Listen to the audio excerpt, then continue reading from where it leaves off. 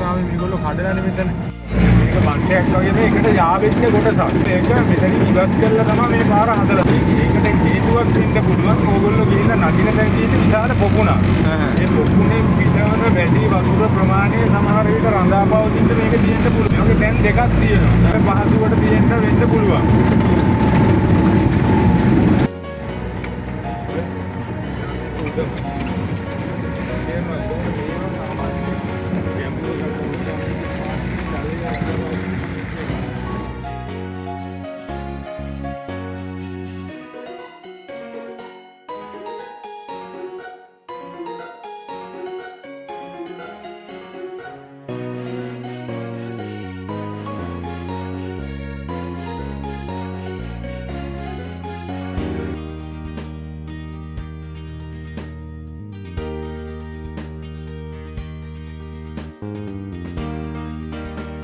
ආවට පස්සේ අපිට පැහැදිලිව දකින්න ලැබෙනවා මේ ඇතුල් වීමට ප්‍රධාන දොරටුවක් මෙතන නැති බව. ඒකට හේතුව දැන් අපි වැව් බැම්මක් උඩට තමයි සාමාන්‍ය අඩිපාරකින් එන සියලු දෙනා ගමන් කරන්නේ. ඒක සිමෙන්තියෙන් කළු ගලකින් බැඳපු පඩි තියෙන පාරක්. ඒකට වැව් බැම්ම උඩට ගියාට පස්සේ මේක පැහැදිලිවම දකින්න පේනවා මේක ජලය පුරවලා තිබ්බ ජලාශයක් බව. ඊට පස්සේ අපි මේ බැම්ම දිගේ තමයි කිලෝමීටර් 1.5ක දුරක් මේක බලන්න යන්න තියෙන්නේ. කියන්නේ මේකේ අවසාන කොටසින් තමයි මේක අපි ඇතුල් වීම ආරම්භ කරලා තියෙන්නේ. දැනට මේක ප්‍රධාන දොරටුව කන්දෙන් කොයි පැත්තටද කියලා කවුරුත් තාම හොයාගෙන නැහැ. විචුන් වහන්සේලා මේක දැනට තියෙන දැනට කියන්නේ 1947 8න් වගේ පහුකාලීනව හොයාගත්ත පාරක් මේක. සෙන්නත් පරණතර මහත්තයා ඉංග්‍රීසි ජාතික බෙල් කියන මහතුරු ඇතුළු කැනින් කරලා හොයාගත්ත පැත්තක්. ඒ කාලය තුල තියෙන පාරක් හැටියට තමයි මේක දැනට හඳුන්වන්නේ. නමුත් ප්‍රධාන දොරටුව මේක වෙන්න බෑ කියලා යම් යම් මතවාද මිනිසුන් අතර තියෙනවා. ඒකට හේතුව දැන් අර විසුණු වහන්සේලා පැම් පහසු වෙන තැනකට කවුරුත් අපි පිටිපස්සෙන් ගිහිල්ලා නාන තැනකට යන්නේ නැහැ. ඒකයි තියෙන විශේෂත්වය.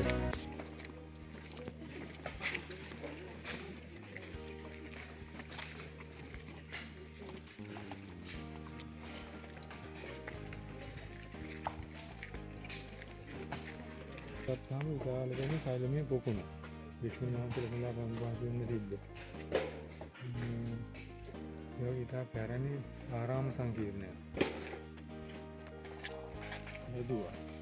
හදලා ඊට පස්සේ මේකේ තමයි මඩුපාඩු කියන තරම මම හිතන්නේ ආන්නේ මේක කරලා නැවත මේක දැන් මේ හොයන්නේ පෙරලිච්ච ගල්.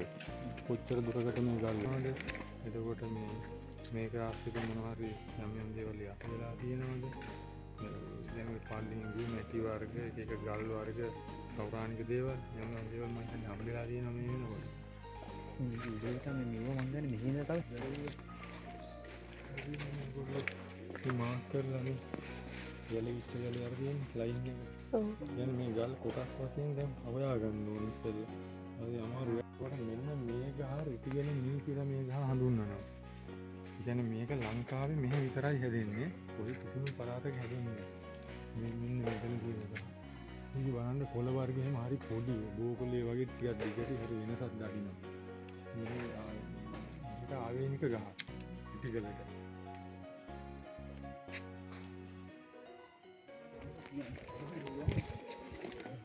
එතන මේගොල්ලෝ සිමෙන්ති දැම්මට මේක නිර්මාණය කරවත් සිමෙන්ති මේක නෑ තනිකර මේ කප්පයක් වගේ කපලා තියෙන මෙහෙම හිර වෙන්නේ මේ මේගොල්ලෝ බයන්න බෑ උඩ ගලක් දෙයක් තියෙන මට ගම තිබුණා පෙන්නන්නේ කට්ට කපලා කට්ට අතරට තමයි මෙහෙම දාලා තියෙන්නේ යැලෙන්නේ අර මේ වඩු වැඩ කරන අපේ ගහන්නේ කුණ්ඩ කාලේ මේවා මේ නිර්මාණය කියන තව විශේෂ දෙයක් මේකේ යට තියෙන්නේ කළු ගල්. ඒ කියන්නේ ටයිල් එක වගේ අර රුවන්වැලිසේ අල්ලලා තියෙන කළු ගල්. ඔව්. කළු ගල් තියෙන්නේ මේකේ අතුරේ. ගැනීම කරොත් කවදාද යන්නේ නැහැ කොච්චර යටද කියන්න බෑ. හේතුව මේ බැම්ම ගත්තාම මේ දැන් මේ ගොඩාක් උඩනේ අපිට පේන්නේ.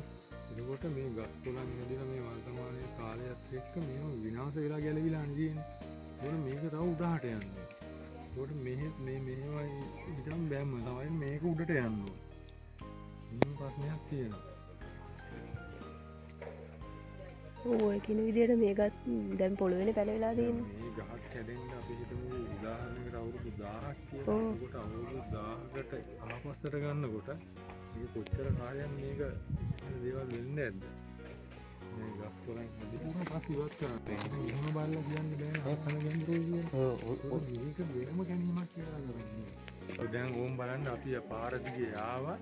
අර බයුබන්ට් එක දිගේ ආවා ආයි ඒකට බැස්සා. එහෙම පාරක් තියෙන්න බෑනේ. පැහැදිලිද? ඔව්.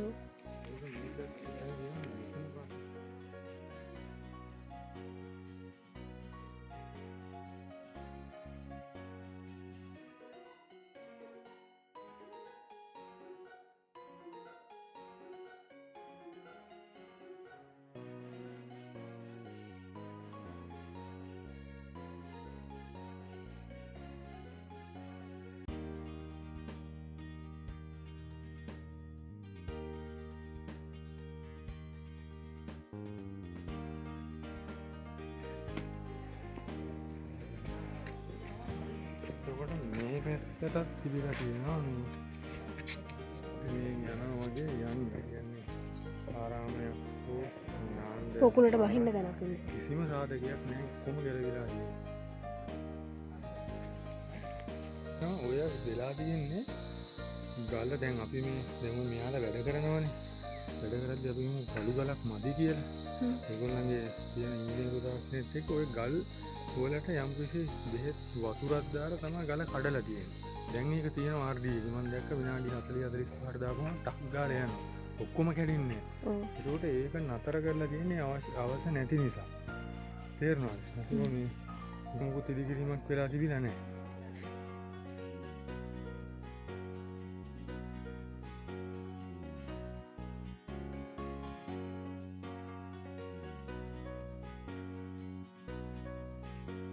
ඉතිහාසය ගත්තොත් මම ඔයාලට හරියට කියලා දුන්නොත් හැබැයි පොත්පත් වල කියනවා නෙමෙයි මේ විසුණු වහන්සේලා පොයේ දවස්වලට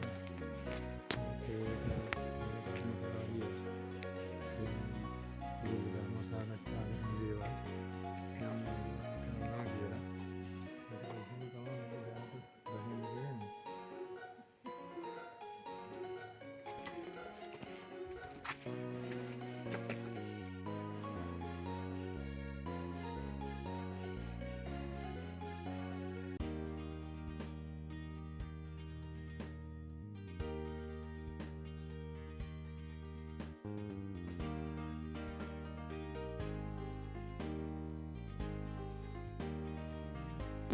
ඒ කියන්නේ මේ පාරත් මේ අර පාරම වැටෙන තැනක්ද?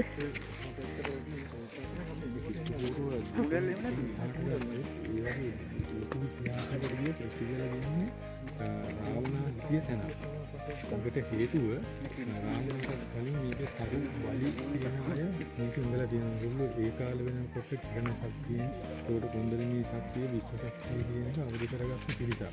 මේ හෙළ ඉතිහාසයේ අපිට සංගවිලා තියෙන කොටසක්.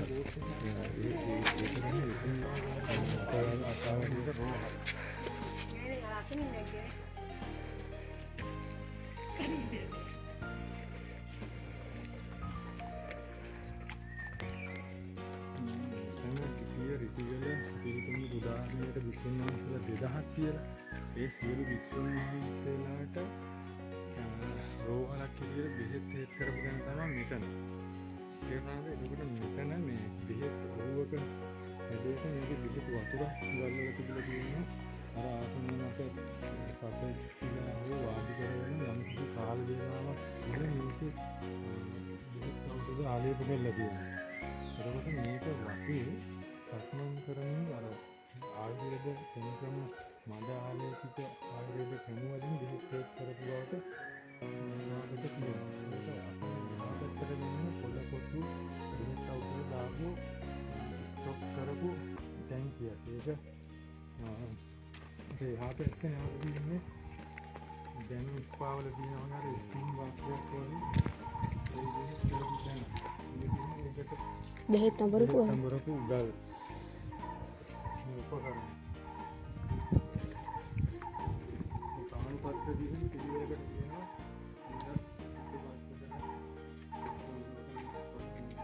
පිළිවෙලට තියෙන හැටි සයිඩ් වල කළු ගලක් ඔපරේෂන් කරපුවා රෝද සීද සියලු ලෙඩ පිළිවෙලක් දෙහෙත් කළා ඉන්නේ මෙතන.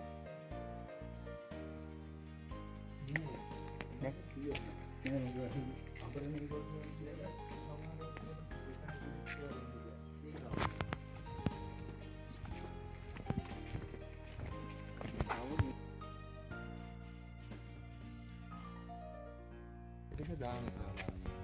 මේකයි මේ දෙකෙන් විශ්වනාථ දාන නිසා මෙතෙන් කරන්නේ තමයි ලැබෙන්නේ. අර පැත්තට නම් ඕවද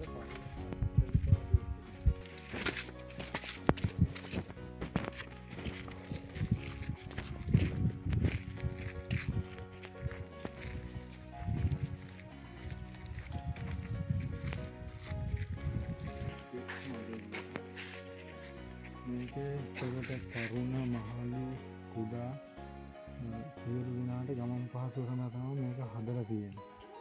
මේ පඩි අතර ලොකු පරතරයක් නැහැ ස්ටෙප් එක. අඩිය තියන්න බොහොම පොඩි උස ප්‍රමාණයක් තමයි තියෙන්නේ.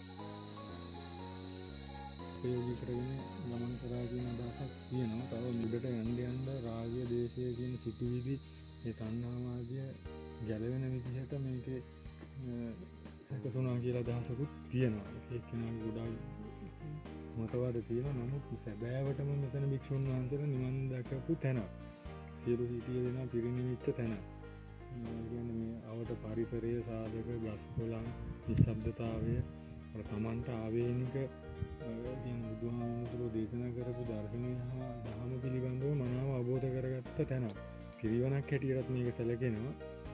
නමුත් අපිට බලන්න ගියාම තියෙනවා කැලේ ඇතුලේ වාඩි වෙලා හිටිය ආසන, කියන්නේ ගල් ආසන, භාවනා කරන්න වාඩි වෙන තැන්. ඒවා යම් යම් චක්‍ර මට්ටමට හදපුවද කියලා අපිට සැකයක් පහළ වෙනවා. කුඩා ආසන තියෙනවා, ඊට වැඩිය ලොකු ආසන තියෙනවා. එතකොට මේගොල්ලෝ සමහර විට මේ ධ්‍යාන සමාධිය හරහා ගොඩනැගෙන දේවලුත් එක්ක අපිට තියෙන තර්ඩ් අයි එක කියලා, දෙවනියස කියලා. ඒක විවර කරගෙන මේ සියලු දේවල් ගැන ලොකු අවබෝධකින් පරිශන ගමනක් ගියපු පිරිසක් හිටියද කියලා නිකන් මාස්කාන්ත සිතුවිලි ගොඩක් අපිට මෙතෙන්ට ආවට පස්සේ දැනෙනවා. නමුත් අර අපිට පොත්පත්වල දකින්න තියෙන දේවල් වලට එහා බලලා ඒක අපිට මේ තීරණය කරගන්න පුළුවන්.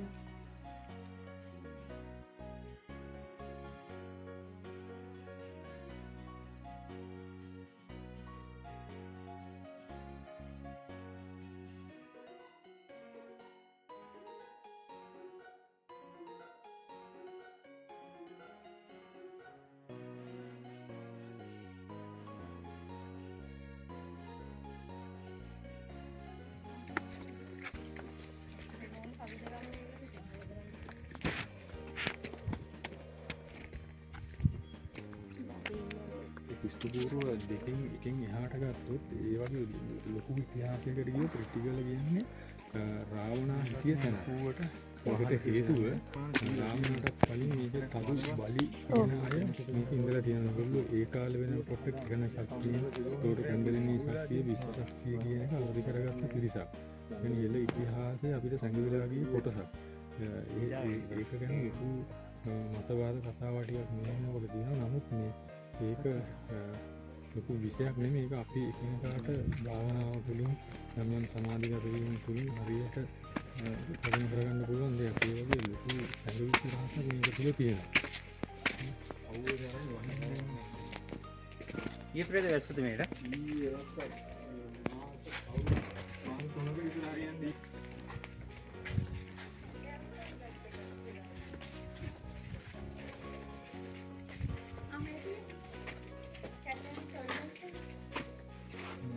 මේක නේ කියපු සුගන්ධ කුටිය. මේක තමයි අනුනේ මොනවද පොසම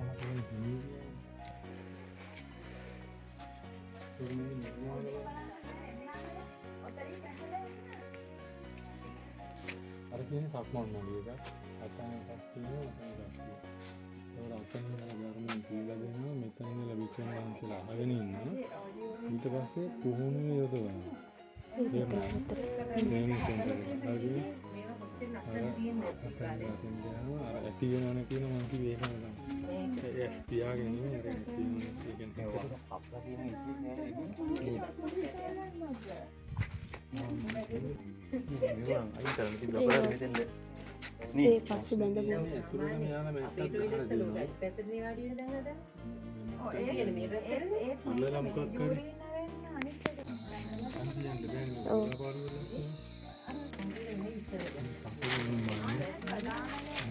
අපි ඉඳලාම දිනන්නේ. හරියටම හරියි.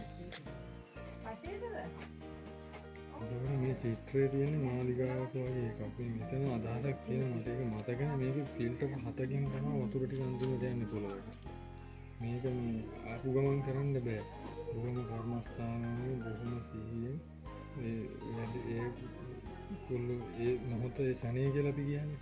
ඒ වෙලාවට තමයි වැඩේ කරන්නේ. ආදිසියක් නැහැ.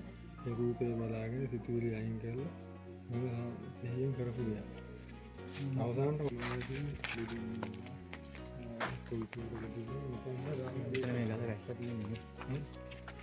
මෙතන ටීටි ධර්මයේ දේශනා කරනකොට මේක අහගෙන ඉඳලා ඊට පස්සේ කොහොමද යොදවන්න තමයි සක්මන් මල් දෙක භාවිත කරලා තියෙන්නේ. තේරුණාද? මේක ඒසී කරපු කාමරයක්. ඒක දන්නේ මේ ගල් කණු මත ගිහින් තියෙන ලෑලි ටික. ලෑලි උඩින් මැටි වගේ අපින් ඔක්සිජන් හුලම් පාර යනකොට මේක යම් බියරයක් බෙහෙත් ඖෂධයක් මේක දාලා තියෙනවා. යට. ඔව් යට. ඒකකොට හුලම් පාර එනකොට ජල වාෂ්ප වල වැඩිලා ටික ටික උඩට සීතල යනවා. ඊට මේක උඩින් සීතල ගතිය උඩට එනවා. මේ ඒසී කරපු කුටිය. ඒ කියන්නේ අංග සම්පූර්ණ නියමයටම මේක හදලා තියෙනවා. මේ දේ ගොඩාක් ලස්සනයි වගේම හිතී එක අපිට වගේ නේ සැප සම්පත් බහුලයි. දුකින් නෙමෙයි කියන්නේ ඒක පරිපූර්ණව හදලා තියෙනවා. පූජා කරපුවා. ආගිට කියලා දින ඕනම දෙයක් කියලා මතක දෙන්න.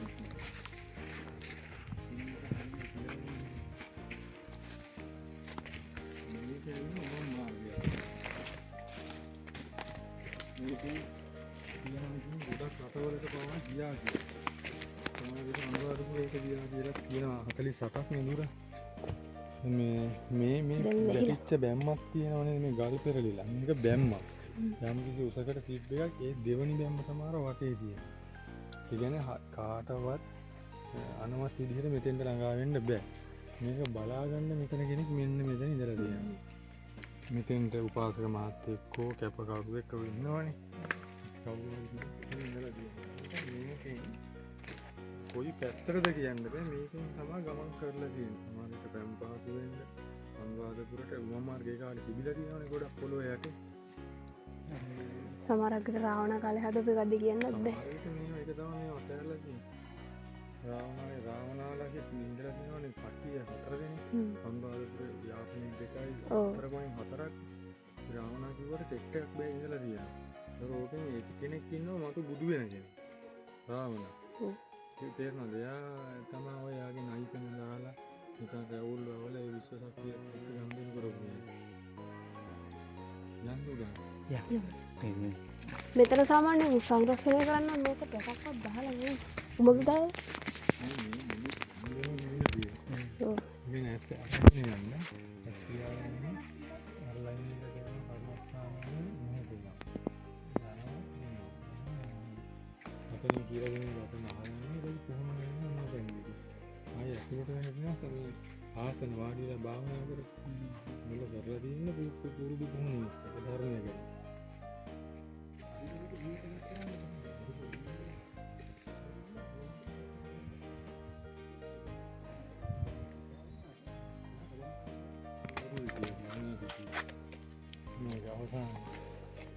පුළුවන් නොවෙන්නත් පුළුවන් නමුත් විශේෂ තු කෙනෙක් ඉඳලා තියෙනවා අරයට උදව්වට වගේ. මෙතන ඉන්න කෙනෙක් ලොකු ගහක් තියෙන ඕක ගහකට වැඩි බලන්න.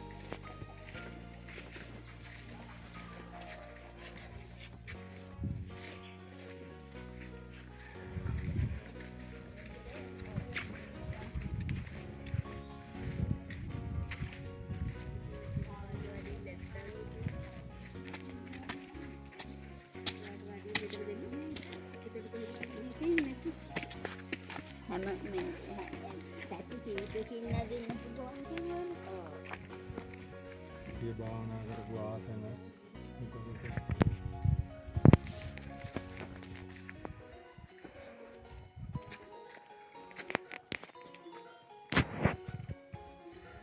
ඒ කාලෙම තීච්ච ගහක් එහෙමද?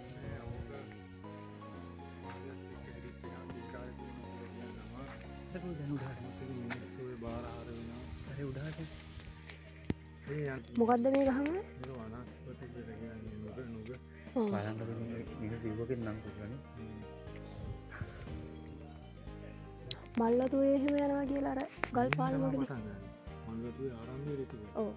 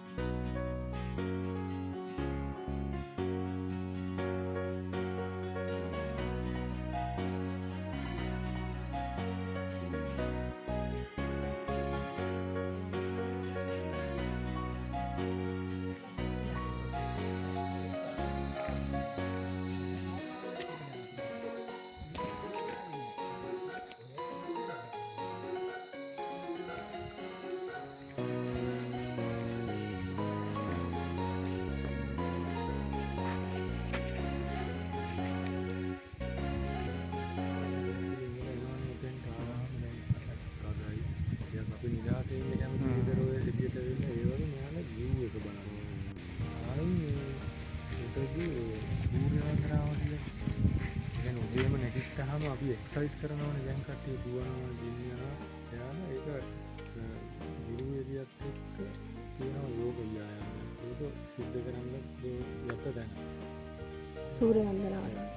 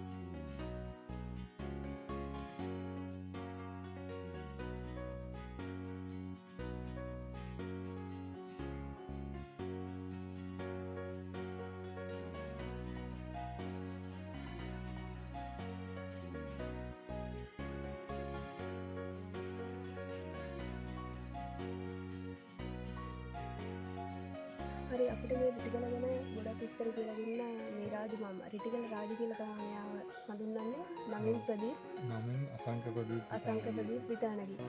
ඉතින් මේ මාමාට ගොඩක් ස්තුතිවන්ත වෙනවා. අද මේ රිටිගල ගැන අපිට ලොකු විස්තරයක් කියලා දුන්නා. ඇත්තටම පොත්පතේ දැනුමට වැඩි ලොකු විස්තරයක් දුන්නා අපිට මේ රිටිගල ගැන. ඔයාලට මේක රිටිගල බලන්න එන කෙනෙක් නම් ඒ එන අතරතුර ඒ අවශ්‍ය කරන දැනුමත් අරගෙන හොඳ මඟ පෙන්වන්නේ. ඇත්තටම මඟ පෙන්වනවා වගේම ලොකු දීර්ඝ විස්තරයක් කියලා දුන්නා රිටිගල ගැන. ඒ කියන්නේ පොතපතේ දැනුමට අමතරව. ඉතින් මාමේ ගොඩක් ස්තුතිවන්ත වෙනවා ඔයාලට අපිට මේ ගමනට සම්බන්ධ වුණාට. බොහොම ස්තුතියි ඉතින් පුතා මේ වගේ තොරතුරක් දැනගන්නට ආවෙකට කවුරුත් සම්බන්ධ වෙනවා. ඔව් අනිවාර්යෙන්ම මාමේ. ඉතින් මේ වීඩියෝ එක මෙතනින් ඉවර කරනවා.